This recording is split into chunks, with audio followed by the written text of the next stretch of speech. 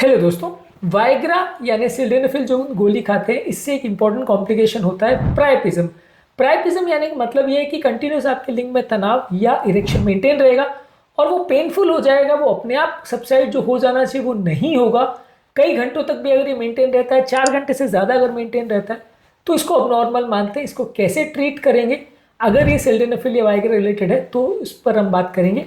Topic पर जाने से पहले जो लोग हमारे चैनल पर नए हैं उन्हें रिक्वेस्ट करूंगा, चैनल को सब्सक्राइब करें, वीडियोस को लाइक करें, शेयर करें, फॉलो करें, कमेंट करें, पूरा देखें।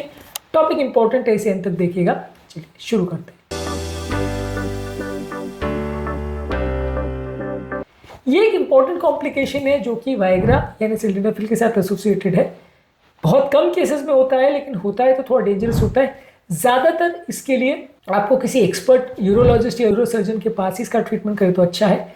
सबसे पहले पेशेंट का इनिशियल असेसमेंट करिए कि कितना डोज वाइग्रा का मिला है और पेशेंट का कोई और ऐसा कोई मेडिसिन तो नहीं चल रहा है, कोई दूसरे मेडिसिन जो कि पेशेंट को इफेक्ट कर सकते हैं कंडीशन को, जैसे ट्राइजोडोन है या दूसरे फॉस्फेटाइस्ट्रेज DE5 इनहिबिटर्स जो है जो उसको इफेक्ट कर सकते हैं, वैसी कोई दवाई तो नहीं चल रही है।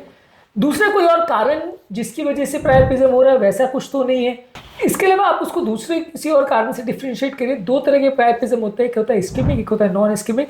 इस्केमिक जो कि वाइग्रा से होता है ज़्यादातर, और नॉन इस्केमिक जो कि वाइग्रा से कम होता है।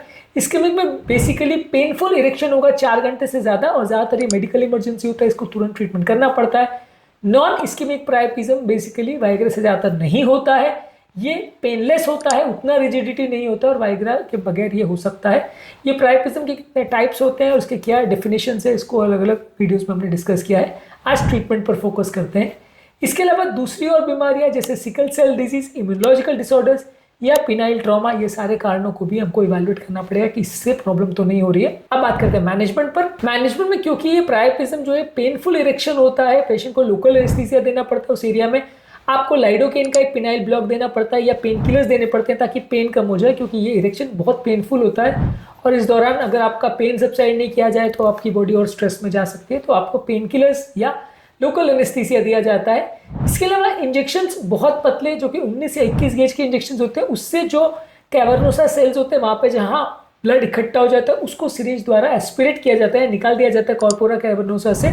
20-30 ml ब्लड आपने निकाल दिया तो उससे प्रेशर कम हो जाएगा और जो पेशेंट का पेनफुल इरेक्शन है वो सबसाइड हो जाएगा, पेन कम हो जाएगा, तो पेशेंट को थोड़ा राहत मिल जाएगी। इसके अलावा आप कैवर्नोसा में इंजेक्ट करते हैं कुछ ऐसी दवाइयाँ जो कि नलियों को सिकुड़ाती है या कंस्ट्रिक्ट करती है। नॉर्मली नली जब बहुत डायलेट हो जाती है, फूल जाती है, तो ब्लड भर जाता है, जो बेसिकली इरेक्शन का मैकेनिज्म है। यहाँ पे हम उसका उल्टा कर रहे हैं कि ऐसी दवाइयाँ दे रहे हैं जो वैसो कंस्ट्रिक्ट करेगी, जैसे फिनाइलेफ्रिन देंगे जिसका 100 से 150 माइक्रोग्राम का डोज जो है 1 ml सलाइन में डाइल्यूट करके हम देंगे। हर 3 से 5 मिनट में इसको इंजेक्ट करेंगे 1 घंटे तक, और इस दौरान पेशेंट का ब्लड प्रेशर ये सब मॉनिटर करते रहेंगे।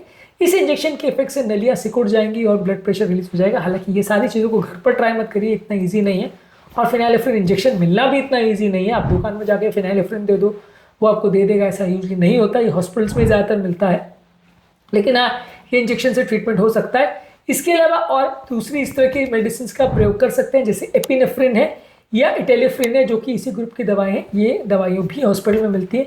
इसको वहाँ पे इंजेक्ट करने से नलियाँ सिकुड़ जाएंगी और ब्लड का जो इकट्ठा हो गया वो रिलीज हो जाएगा।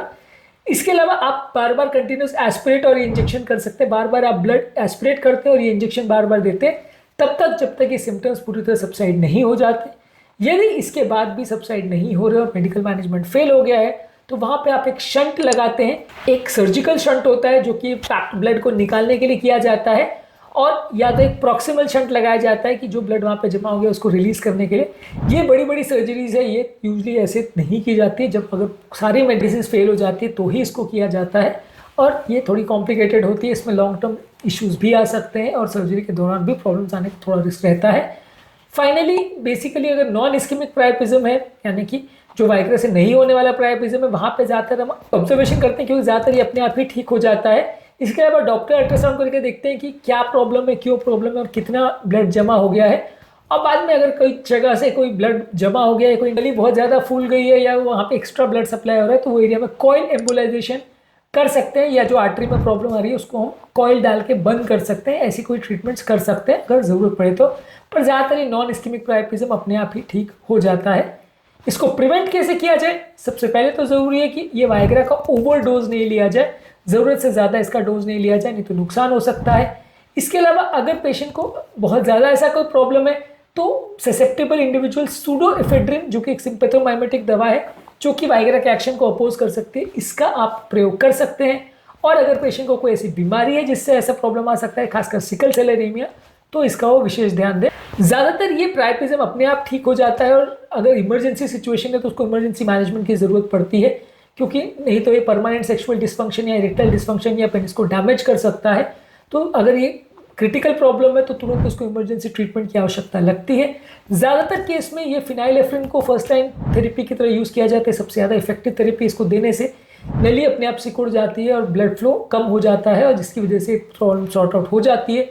नहीं होता है तो आइडियली इसका मैनेजमेंट यूरोलॉजिस्ट या यूरोसर्जन के पास करवाना चाहिए, ताकि पेशेंट को लॉन्ग टर्म प्रॉब्लम नहीं हो और ये दोबारा प्रॉब्लम नहीं हो, इसको अप्रोप्रिएटली मैनेज किया जा सके। तो बेसिकली मेरा टॉपिक का पर्पज़ ये था, प्राइपिज्म का बेसिक मैनेजमेंट आपको समझाना। मेरा पर्पज़ ये बिल्कुल नहीं था कि यदि ये प्रॉब्लम हो रही है तो आप घर पे ये सब ट्रीटमेंट चालू कर दो, पर हाँ, इस कॉन्सेप्ट को समझना और हॉस्पिटल में जाने के बाद क्या क्या चीज़ें की जा सकती हैं, क्या थेरेपी है, उसको समझना ज़रूरी है, इसकी सीरियसनेस को समझना ज़रूरी है और तुरंत ट्रीटमेंट लेना ज़रूरी है। इस कॉन्सेप्ट को समझाना मेरे टॉपिक का पर्पज़ था।